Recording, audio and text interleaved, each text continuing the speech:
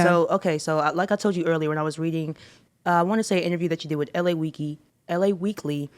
You're talking about how when you hear music, you see colors.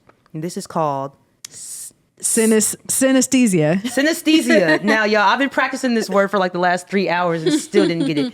Synesthesia. Okay. Yeah. So in my head, this is like a superpower, but when I'm reading about it, I don't understand how it works. So can you explain that to me and the people that don't know? If you know what it is, let us know in the comments. If you have it, let us know how you use it. But I don't want to say have like it's a condition. I feel like it's just like, you know, they say like only 10% of your brain is open. I feel like yours is probably like 20%. You know what I mean? Like you just see things deeper than us. It's not really a condition. It's like a superpower. But what is it, first of all? It's so I associate colors with keys and chords. So and they're always constant. Like C major is always yellow. Okay. But C minor is like almost like a purplish, like a fuchsia. Shout out to Lakers. Where do you see it? Like, I just it just comes up. I see it in my mind. So how do you use it? Like what? Wait. I'm still on the how do you see it. I'm still on the how do you see it? Because when I hear this, is it like your brain? What turns the color? Is it like as it's coming out of the person? Like, no, it just evokes it in my head. I'm thinking of it. Yeah, I think of the color. And I want to say that when I was looking it up, they said that there's like 2 different ways to have it, and one of them is like a projector, and that's when your body makes you think of it, and the other one is like when you associate something with it. Okay. So maybe you have the projector side. I need to look at my notes actually.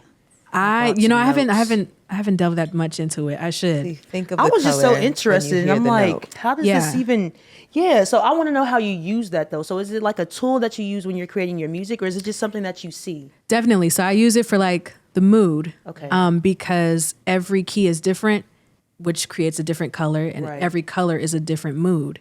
You know, like something in the key of G major is brighter for me, like almost like a sky blue. Right. But if I'm thinking about like A flat minor, that's like almost like a purple like this, which is like a darker kind of moodier vibe. And so but also you say A minor is also deeper in sound, right?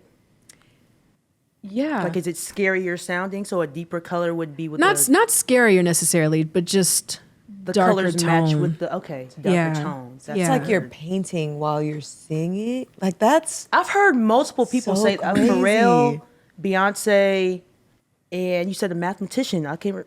And I don't remember the name of the mathematician, but I read about him. He associated numbers with colors, and it's always interesting to see like how it's used as a tool. Because it's one thing to have this power, because that's what it is. Everybody can't do it.